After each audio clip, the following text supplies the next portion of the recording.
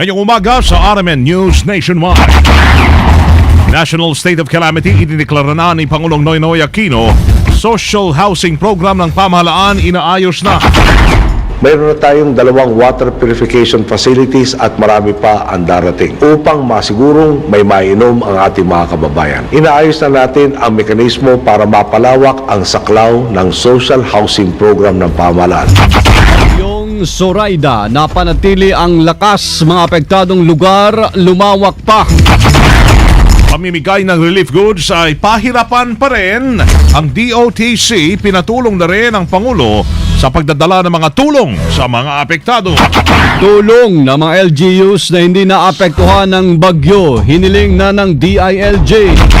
Balitang negosyo, pamimigay naman ng bigas sa mga apektado ng bagyo sa Visayas, pinalakas ng NFA. At balita sa ibayong dagat, King Alexander at Queen Maxima pinagbabato ng kamatis sa isang concert sa Russia. RMN News Nationwide. Ikaw ba ay tutungo ng Cagayan de Oro? For the best hotel accommodation, stay at the VIP Hotel because you are a VIP.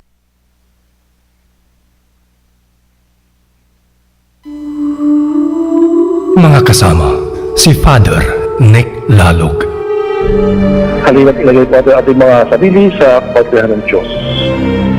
O Diyos, Ama naming mapagmahal, ikay aming pinupulit ng salamatan. Ikaw ang Diyos ng kaayusan at bukal ng lahat ng kabutihan. Kaya naman po sa gitna ng labis naming kalungkutan, sa pananalasa kamakailan sa aming mga kapatid sa Kabisayaan, ginawa ay inyo pong ganayan. Hindi po itong panahon ng paglalamangan, kundi ng pagdadamayan. Hindi po itong panahon ng pagsisihan, kundi ng pagtutulungan. Higit sa lahat, hindi po itong panahon ng pagwawalang bahala, kundi ng pananagutan.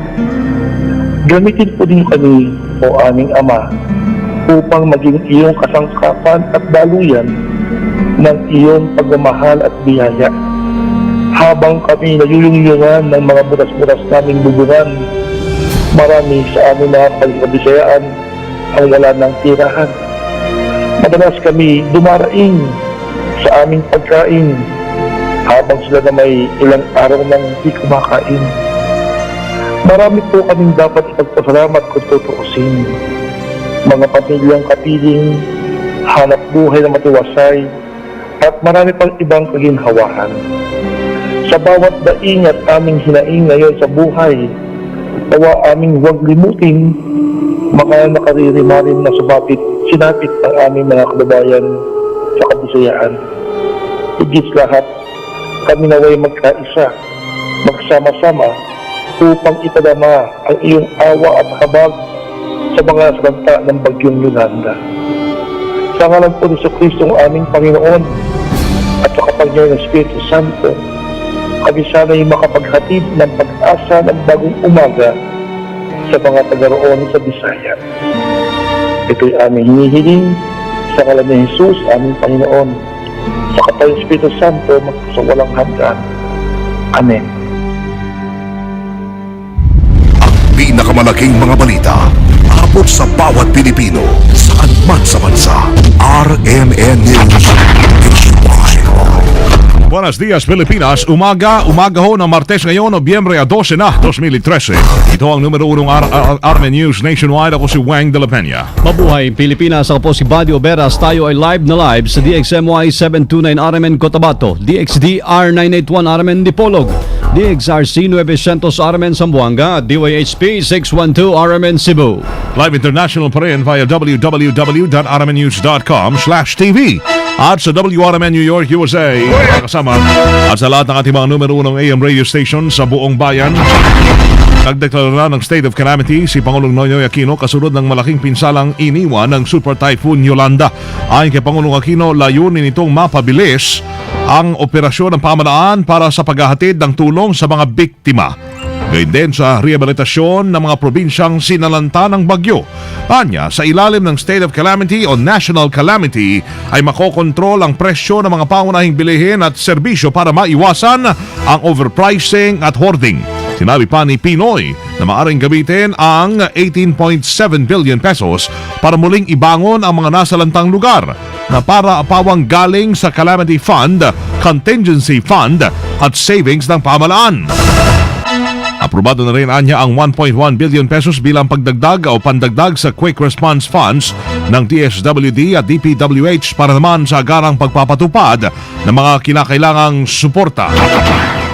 24,000 family food packs na po ang napamudmod sa Tacloban kahap at nakasentro ang pagpapamigay sa 8 pinakamalaking barangay doon. Mayroon na tayong 2 water purification facilities at marami pa ang darating upang masigurong may mainom ang ating mga kababayan. Inaayos na natin ang mekanismo para mapalawak ang saklaw ng social housing program ng pamahalaan. Dumarating na rin po ang tulong mula sa ibang bansa. 22 bansa na po ang nagpanata o nagbigay na ng tulong. Kabilang na ang Indonesia, Amerika, Inglaterra, bansang Hapon, Singapore, New Zealand, pati na rin po ang Hungary. Tumutulong na rin po sa iba't ibang paraan ang pribadong sektor upang ibangon ang mga nasalanta, gaya ng sa pagbabalik ng daloy ng komunikasyon at pati ang pagmementara ng mga krudo sa mga apektadong lugar. Kasabay nito ay nagpasalamat naman ang Pangulo sa mga eksperto ng Pag-asa at iba pang ahensyang tumulong para maabisuan ang mga taga-Visayas hinggil sa pananalasa ng bagyo. Tiniyak naman ang Pangulo na patuloy na sinisika po ng pamahalaan, katuwang na rin ang iba't ibang organisasyon na maibalik ang supply ng kuryente at linya ng komunikasyon sa mga apektadong lugar. Sa huli ay nanawagan naman ang Pangulo ng pagiging kalmado, nanawagan rin ng dasal, pakikisama at pakipagtulungan sa bawat isa. Kasama nasa 1,774 na ang naitalang namatay sa paghagupit ng bagyong Yolanda, kung saan karamihan sa mga ito ay mula sa Tacloban, Leyte.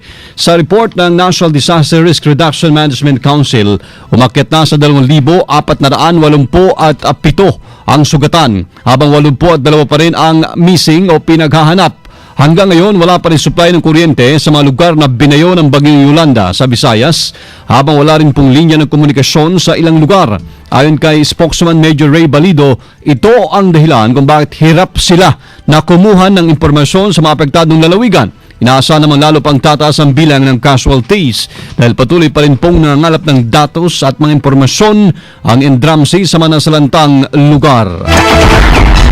Narito naman ang lagay ho ng panahon natin na panatili ng bagyong Zoraida, ang lakas nito habang papalapit sa Davao Region. Sa bulletin po ng Pag-asa, ito yung latest, isa pa ring tropical depression si Zoraida. Taglay niya ang pinakamalakas na hangin abot sa 55 kilometers kada oras, malapit sa gitna at sa bilis na 30 kilometro bawat oras pahilagang kanluran.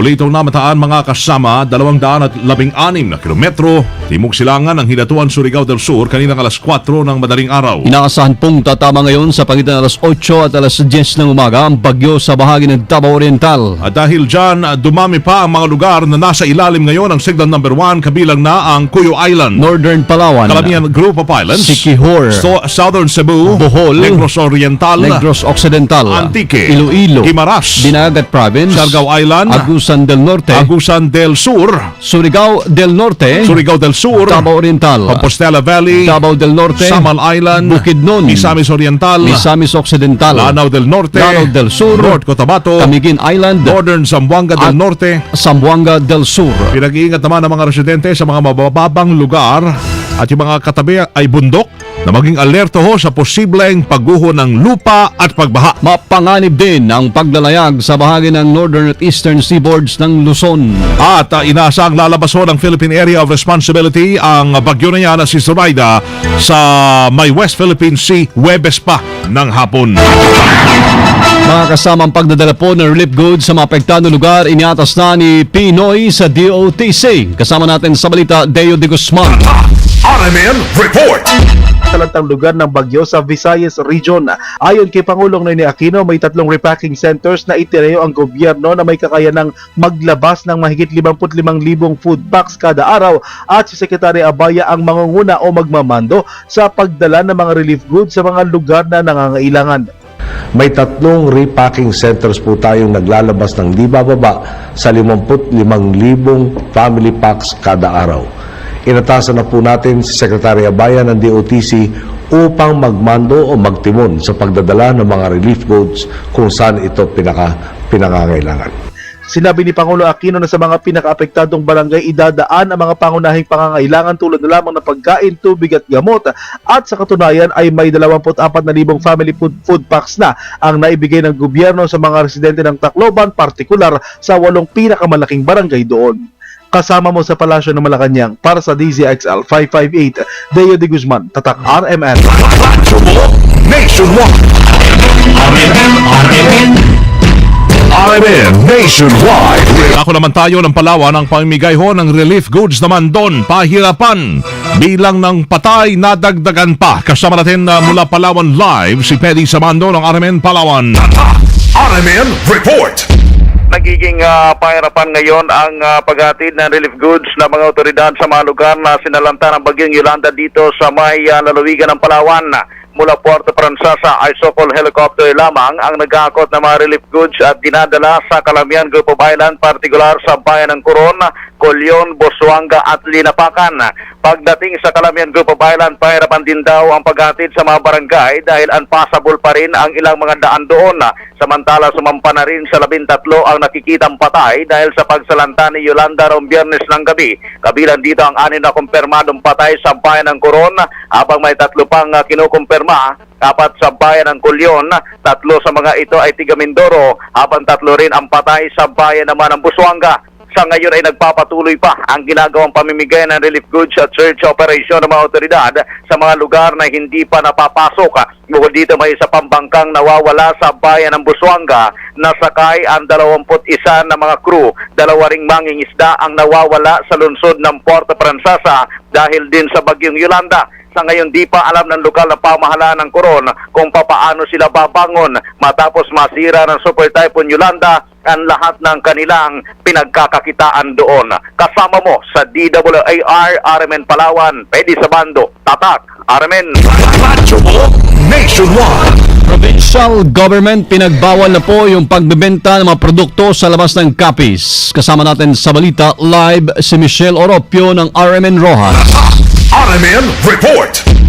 Naglabas na ng executive order si Capiz Governor Vic Atangco Sr. na nag-uutos sa lahat na tumalima sa ipinatutupad na ngayon na automatic price control at price freeze sa lahat ng basic necessities at prime commodities. Alinsunod na rin sa Republic Act 7581 na layon ng EO 010-13 na maprotektahan ang mga konsumidor sa Capiz sa pamamagitan ng pag-stabilize ng presyo ng nasabing mga produkto laban sa hindi makatarungang increase, hoarding at maging ang pagbebenta ng mga ito sa labas ng lalawigan matapos ang pananalanta ng bagyong Yolanda. Kabilang rin sa pinagbawal na ay ang paglimita o pag-refuse na ipalabas o i-distribute ang mga basic at prime necessities at commodities, pag-transport at paglalabas ng bigas, nipa shingles o pawid, bamboo poles at gasolina sa labas ng lalawigan, maging ang pagbenta o pag-offer on sale ng gasolina na lagpas sa market price. Ang nasabing executive order ay ipatutupad ng Department of Trade and Industry, Department of Agriculture, DOH at DNR, kapartner ang Philippine Army at Philippine National Police. Samantala sa ngayon ay umabot na sa 35 ang bilang ng mga nasawi dala ng bagyong Yolanda. Michelle? Kasama mo. Yes, kasamang Wang. Tayo ba'y nakapag-on-air na dyan sa Rojas, ang istasyon ng RMN? Sa ngayon ay mula kahapon, mga bandang alauna ay nag-on-air na tayo, pero it's a temporary lamang kasi yung announcers booth natin dito sa RMN Rojas ay sira rin at pinagtsatsagaan na lamang natin dito kasamang Weng yung technical booth natin at parang nakaupo lang sa bangko yung mga kasamahan natin, yung mga anchors at laptop lamang yung ginagamit at gamit rin yung aming generator set at tutulungan kami ngayon ng Bureau of Fire Protection upang patuloy na makapag-ere gamit yung mga pinapadala nilang tubig. So kasi medyo may diferensya na rin yung ating generator set at kailangan talaga yung enough supply of water.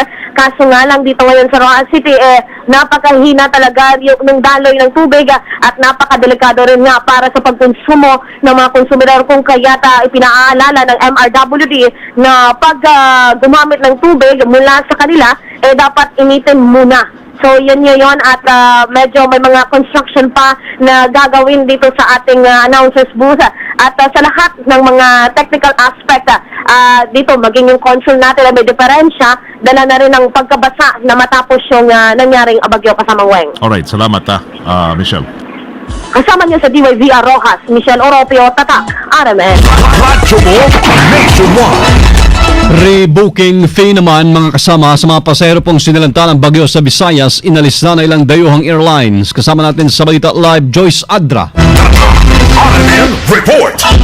Inalis na ng Cathay Pacific at Dragon Air ang rebooking fees ng mga pasaherong naapektuhan ng malakas na bagyo sa Visayas. Sakop nito ang mga pasaherong nakabook sa Cebu, Clark at Manila. Ayon sa naturang airlines, ang kailangan gawin ng mga pasahero ay ipakita ang kanilang original na ticket. Sakop din nila nito ang mga pasaherong nakabook sa pagitan ng November 7 hanggang November 13, subalit hindi nakaalis dahil sa bagyo. Dapat ding magpakita ng katunayan ang mga pasahero na sila ay galing sa mga laliwigan na sinalanta ng bagyo tulad ng ticket sa barko, bus o domestic flight. Kasama mo sana Joyce Adra, Tatak RMN. Pinakilos na ni DILG Secretary Marawas naman ang iba pang mga LGUs na hindi sinalanta ng bagyong Yolanda na pagalawin ang kanilang resources kasama na ang kanilang mga personnel para tumulong o magbayanihan para makabangon muli ang mga lugar na matinding sinalanta ng bagyong Yolanda. Umapela rin sila sa private sector na magpadala ng kanilang technical experts at volunteers lalo na sa mga may kakayahang magbigay ng ayuda sa pagpapanumbalik ng komunikasyon, communication lines, power at water supply. Ayon kay Rojas, importante rin ang pagpapadala ng volunteers na siyang tutulong sa pag-alis ng mga debris at magbigay ng medical assistance sa mga kababayan nating may mga sakit. Sinabi pa nito na hirap pa rin ngayon ang pamahalang lokal ng Tacloban na i-assess ang damage sa kanilang mga komunidad dahil na rin sa bagsak na linya ng komunikasyon at ang pagbiyahe sa kanilang nasabing lugar. RMN News Negosyo. Mga kasama, pinalakas po ng National Food Authority ang pamimigay ng bigas sa mga lugar na lubang sinalanta ng bagyong Yolanda sa Kabisayaan. Sa katunayan, pinakilos na ni NFA Administrator Orlan Calayag ang mga opisyalis ng NFA sa Regions 4, 5, 6 at 7 para magbigay ng ayuda sa Region 8. Kasabay niyan, pinatitiyak din ng opisyal sa iba pang regional offices nila ang sapat na supply ng bigas para sa biktima ng Yolanda. Una nang sinabi ng administrador na bago pa man manalas ang baging Yolanda, nakapaghanda na sila ng 20,000 na sako po ng bigas yan sa Cebu na ipadadala sa Maasin, Southern Leyte at 20,000 ring sako ng bigas mula sa Mindoro na ipadadala naman sa Coron, Palawan. RMN News Abroad. May balita pa rin tayo abroad. Sa Moscow, Russia, isang grupo ang nagtapon ng mga kamatis sa mag-asawang sila Dutch King Willem Alexander at Queen Maxima nang ito'y bumisita sa isang concert. Maswerte namang hindi tinamaan ng mga kamatis ang royal couple at nagtuloy pa rin sa kanilang aktibidad. Ito ay dahil hindi pa nare-resolba ang kontrobersiya sa pagkamatay ng kanilang group member na si Alexander Dolmatoy na kinasangkutan ng mag-asawang dukha. Mga kasama, live pa rin mula po dito sa RMN News Center sa Makati City, Metro Manila, Philippines. Inyo pong narinig ang numero 1 RMN News Nationwide. Ngayon ay Martes na ng umaga, November 12, 2013. Sa mga taga-Bacolod po, abangan, susunod na sila kasama Agnes Apostol at Serge Santillan sa RMN News Diretso, Balitang Bacolod sa numero 1 DYHB 747. Pwedeng panoorin ang naging pagbabalita namin ngayong alas 7 ng umaga. Sa YouTube, itype lamang po ang RMN News Nationwide. Thank you, Lord, at tayo po ay nagkasama-sama muli. Salamat po sa inyo naging panahon sa amin. Kasama nyo sa serbisyo publiko, Weng de la Peña. Buddy Oberas. Dito pa rin sa tahanan na may pinakamaraming number 1, pinakamaraming himpilan. RMN. Radyo mo, nationwide. Live via satellite. Live via satellite. RMN News Nationwide. Nationwide. Buong bansang isang boses ng balita. RMN News Nationwide. Oras na natin tatak alas 7:21 na ng umaga. Tatak RMN. John Lloyd, bibigyan kita ng isang kahilingan. Gusto ko kalusugan habang buhay. Ay, teka, masarap maging mayaman eh. Pero, importante ang kalusugan. Sumali ka na lang sa Yaman sa Kalusugan raffle promo ng Unilab. Sa